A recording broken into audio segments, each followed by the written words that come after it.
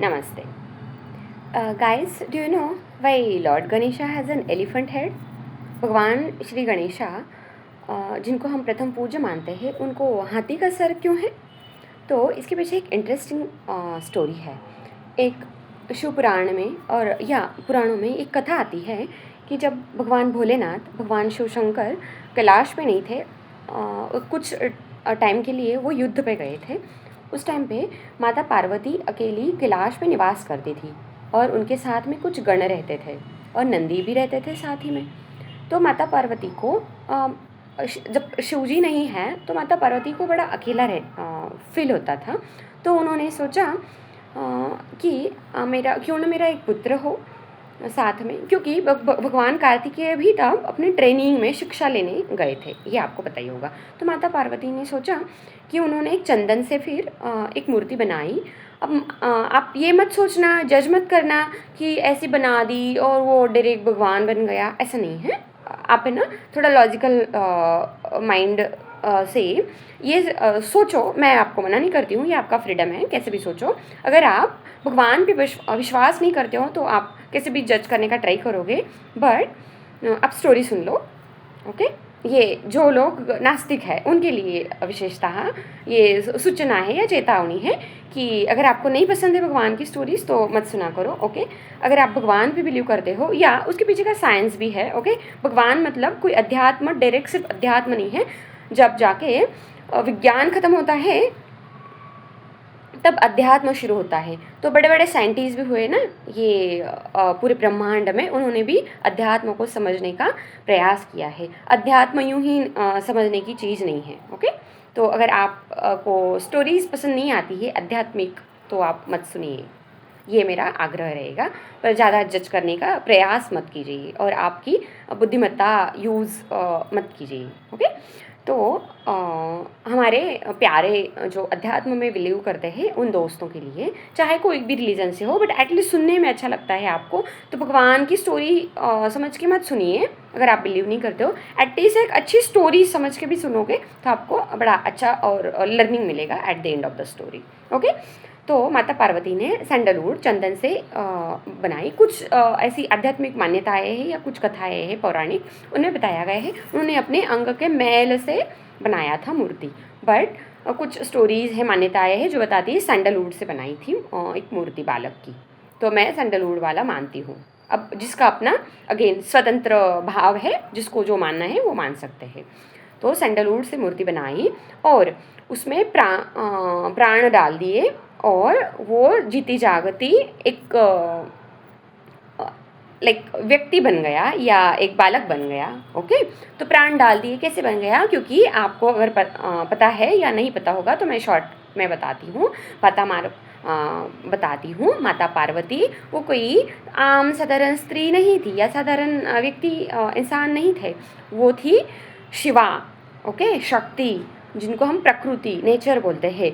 जिनके ही होने से या जिनकी शक्ति से ये पूरा ब्रह्मांड में जो सारी गतिविधियाँ होती है, जो सारे जीव, उनके अंदर पंच महाविभूति है, वो उन्हीं के बदौलत या वो नेचर की प्रकृति बोलते हैं, वो मेन क्रिएटर वो है, ओके। तो उन्होंने पंच महाविभूतियों से वो मूर्ति को या वो जो स्टैचू बनाया उसको मंत्रित करके उसमें प्राण डाल दिए और एक जीता जागता बालक बन गया। वो उनका बड़ा प्यारा सा बच्चा था, वो हमेशा उनके साथ फिर कुछ टाइम के लिए रहती थी, उनको अच्छे से लाड़ प्यार करती थी और उनको अच्छी शिक्षा भी देती थी और उनको उन्होंने अच्छे लेसन्स भी दिए, ओके। तो ऐसा कुछ टाइम बीतता गया। भगवान भोलेनाथ अभी भी कैलाश पे वापस नहीं आ रहे हैं। तो एक दिन ऐसा ही था, माता पार्वती बाथ के लिए गए, ओके। और उन्होंने गेट पे बच्चे को, अपने प्रिय बेटे गणेश को बाहर खड़ा कर दिया गेट पे और बोला कि किसी को अंदर मत आने देना। और वो बात लेने चले गए अंदर। तो ऐसे ही समय में अचानक से भगवान भोलेनाथ का आना हुआ। अब ये अज्ञान बालक, इनको पता नहीं था कि भगवान भोलेनाथ हमारे पिताश्री है, और मतलब उन्होंने देखा नहीं था, ओके, क्योंकि उनके पीछे उनका वो उनको बनाया गया था, उनका जन्म हुआ था, ओके। तो उन्होंने देखा नहीं था। तो तो ये अज्ञान बालक है, इन्होंने भगवान भोलेनाथ को वहाँ पे ही मतलब ये बोलने लग गए कि आपको अंदर परमिशन नहीं है, ओके, प्रवेश निषिद्ध है, हमारी माता की आज्ञा है, किसी को भी अंदर बाहर आने नहीं देना है, तो हम आपको नहीं जाने देंगे। भगवान भोलेनाथ ने शुरू में बड़ा छोटा बालक समझ के उन्होंने प्रयास किया, प्यार से, देन थोड़ा गुस्से से, ऐसे सारी तरह से कर लिया, बट बालक बहुत हटी और सुन नहीं रहे हैं। भगवान गणेश जी की बात करी, वो सुन नहीं रहे हैं। भगवान भोलेनाथ को उन्होंने अपने सारे पेशेंस लेवल ख़त्म हो गए, सारे प्रयास कर लिए, तो उसके बाद जाके भगवान भोलेनाथ को बड़ा गुस्सा आया और उन्होंने बोला, अरे बड़ा उदंड बालक है, क्योंकि भगवान गणेश ने ऐसे ही कुछ प्रश्न पूछे थे कि आप कौन हो। मैं तो गणेश हूँ, मैं माता पार्वती का पुत्र हूँ, मैं जानता नहीं हूँ मेरे पिता कौन हैं, और आप कौन हो, ऐसे ही कपड़े पहने हैं, और आप कहाँ भगवान भोलेनाथ हो सकते, मेरी माता तो पार्वती है, बड़ी सुंदर है, बड़ी शक्तिशाली है, बड़ी विद्वान है, आप ऐसे कैसे उनके पति हो सकते हो, आप ऐसे कैसे मेरे पिता हो सकते हो, ऐसे बड़ी सारी चीज़ें कही जाती है। तो भगवान भोलेनाथ को बड़ा क्रोध आता है और वो क्रोध में बालक का सर काट देते हैं, अपना त्रिशूल चलाते हैं और सर काट। उसके पहले उनकी काफ़ी फाइट भी होती है, बट भगवान गणेश जी ना हारने वाले थे, उनके पास भी बड़ी पावर्स थी, क्योंकि वो माता पार्वती के पुत्र थे, डायरेक्ट साक्षात देवी जगदम्बा के पुत्र थे, उनकी सारी पावर्स उनमें थी। तो उन्होंने भगवान शंकर जी से बड़ा युद्ध किया, सारे देवता भी आए थे अलग अलग, आपको अगर पता होगा, सारे अलग अलग देवताओं से भी युद्ध हुआ, भगवान शिव शंकर जी से भी, भगवान भोलेनाथ से युद्ध हुआ। उसके बाद एट दी एंड भगवान भोलेनाथ को काफ़ी वो फ्यूरियस हो जाते हैं और उनकी सारी वो पेशेंस लेवल ख़त्म हो जाती है, मतलब वो सोचते हैं ऐसा उदंड बालक नहीं रहा तो अच्छा है, तो वो उनका त्रिशूल से अपना त्रिशूल चलाते हैं और सर काट देते हैं। और फिर वैसे में ही माता पार्वती बात लेके बाहर निकलते हैं और वो ये ऐसा दृश्य देखते ही बड़ा विलाप करने लगती है, वो बड़ा हार्ट ब्रोक हो जाता है उनका, एंड वो भी बहुत फ्यूरियस हो जाती है। तो भी बोलती है, ये ऐसा कृत्य किसने किया, किसने मेरे बालक के ऊपर प्रहार किया, किसने ये उदंडता दिखाई, तो मैं पूरा सृष्टि नष्ट कर दूंगी, तहस नहस कर दूंगी, मैं प्रकोप ला दूंगी, ओके, ये ऐसी सब बातें बोलती है। उनको काफ़ी गुस्सा आता है, वो भयंकर मतलब अपना पूरा जगदम्बा स्वरूप लेके आती है, नौ दुर्गा वाला, और वो काफ़ी फ्यूरियस हो जाती है, पूरा ब्रह्मांड अब विस्फोट हो जाएगा, ब्रह्मांड उथल पुथल हो जाएगा। अब ऐसी स्थिति आ गई है, तब ये टर्निंग पॉइंट होता, तब भगवान भोलेनाथ आते हैं और वो एक रिजोल्यूशन देते, मतलब माता पार्वती बोलती है, मेरे पुत्र को जीवित कर दो, मेरे पुत्र में प्राण भर दो, मेरा पुत्र मुझे वापस चाहिए, नहीं तो मैं पूरा ब्रह्मांड में प्रकोप ला दूंगी। ये सब बातें होने के बाद फिर सारे देवता भगवान भोलेनाथ को रिक्वेस्ट करते हैं। देन भगवान भोलेनाथ सोचते हैं कि मैं ठीक है, मैं इनका ये करता हूँ, बालक को वापस ला देता हूँ। तो भगवान भोलेनाथ अपने फॉलोअर्स को, जिनको हम गण कहते हैं, ओके, तो सारे गणों को आदेश देते हैं, और सारे देवता देवी देवता भी वो उनको आदेश देते हैं, वो सारे अलग अलग दिशाएं वो में जाते हैं ब्रह्मांड में, पूरा धरती पे, और उनको बोला जाता है कि जाते जाते पहला जीव धरती पे, फर्स्ट लिविंग बीइंग जो दिखेगा उसका सर लेके आना, ओके। तो वो फिर हाथी का सर मतलब पहला ही उनको जीव मिलता है वो हाथी, और फिर वो सर लाया जाता है, ओके। फिर ये मत बोलना कि हाथी को कैसे मार दिया, ओके, बहुत सारे जज करने वाले लोग भी बैठे होंगे, वो अलग स्टोरी है। वो हाथी का मैं स्टोरी बताऊंगी कि वो पहले जन्म में अलग से ये रहते हैं, फिर उनको है ना ये मतलब उनको वरदान मिला होता है कि उस जन्म में जाके आपका ऐसे ही उद्धार होगा, और फिर वो भी बड़ा मतलब भाग्यवान हाथी होता है, ओके। तो और उनको मुक्ति मिलती है बाद में, वो अलग स्टोरी है।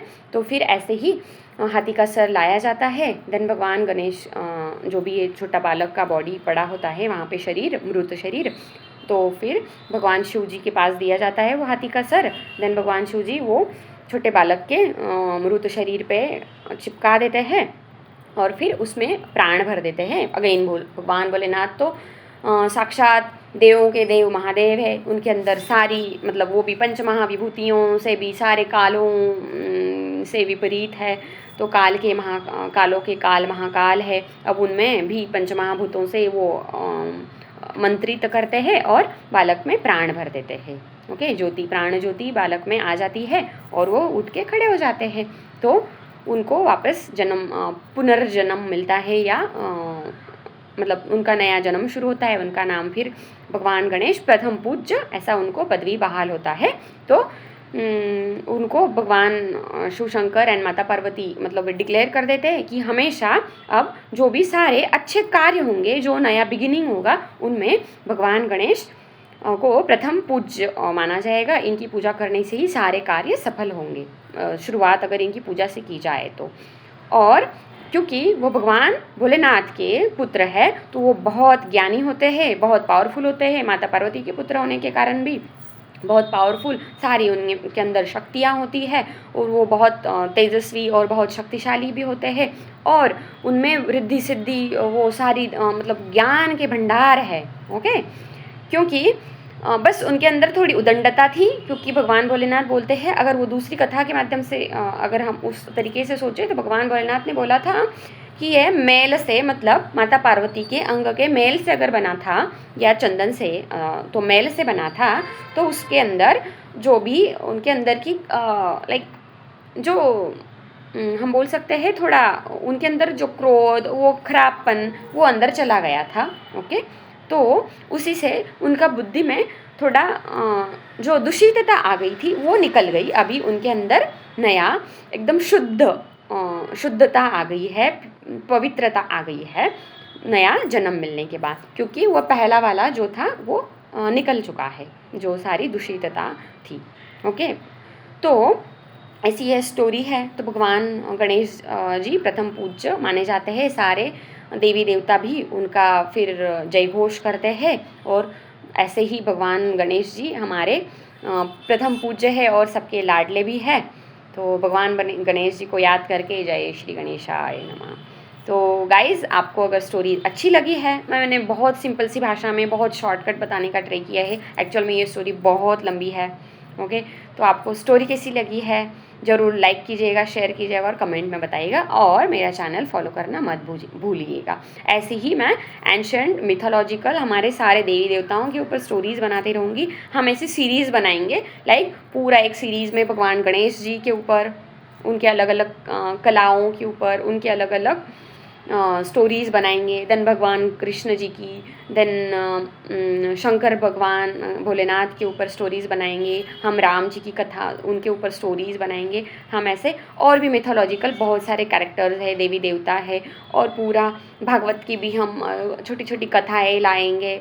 ओके, तो रामायण महाभारत की, भागवत की, और ऐसी छोटी छोटी कथाएँ लाकर हम बनाना ट्राई करेंगे। आप तक जो भी हिडन इन्फॉर्मेशन है वो पहुंचाना ट्राई करेंगे। बहुत ज़्यादा प्योर, लाइक कोई फ़िल्टर नहीं लगाया होगा। हमारी एकदम प्योर इंडियन सनातनी जो भी आइडियोलॉजी या हम बचपन से सुनते आ रहे हैं, और जो भी हमने बुक्स में पढ़ते हैं, उसमें से वो सारी स्टोरीज़ का मैं सार, हम जिसको बोलते हैं शॉर्टकट बना के आप तक पहुंचाया करूँगी। क्योंकि मुझे पता है आज का ये ज़माना है, लाइक हम लोगों को ऑफिस के काम होते हैं, बहुत सारे काम होते हैं, ये सारे कार्यों में हमारी इतनी व्यस्तता रहती है, हम इतने व्यस्त रहते हैं कि हमको जाके पूरे स्टोरीज़ और कथाएँ पढ़ने में टाइम नहीं मिलता है। तो हम ट्राई करेंगे कि शॉर्टकट में ही क्यों नहीं, बट हमें हमारे कल्चर के बारे में, हमारे मिथोलॉजी के बारे में, हमारे देवी देवताओं के बारे में ज़्यादा से ज़्यादा जानकारी हो। ओके, मैंने इंग्लिश में बनाना ट्राई किया था ताकि ग्लोबल लेवल पे बहुत सारे अलग अलग लोग हैं, लाइक अलग अलग कल्चर में, अलग अलग लैंग्वेजेस में, लोगों को पता नहीं है, बट काफ़ी इंटरेस्ट भी है हमारे स्टोरीज़ के बारे में जानने के लिए, भगवान देवी देवताओं के बारे में जानने के लिए मैंने ट्राई किया था। बट इंग्लिश से ज़्यादा मुझे लगा पहले हमारा कल्चर हमें पता हो पूरा, उसके बाद हम बाहर वालों को अच्छी तरीके से बता सकते हैं। तो गाइस, धन्यवाद आपने वीडियो यहाँ तक देखने के लिए। Thank you.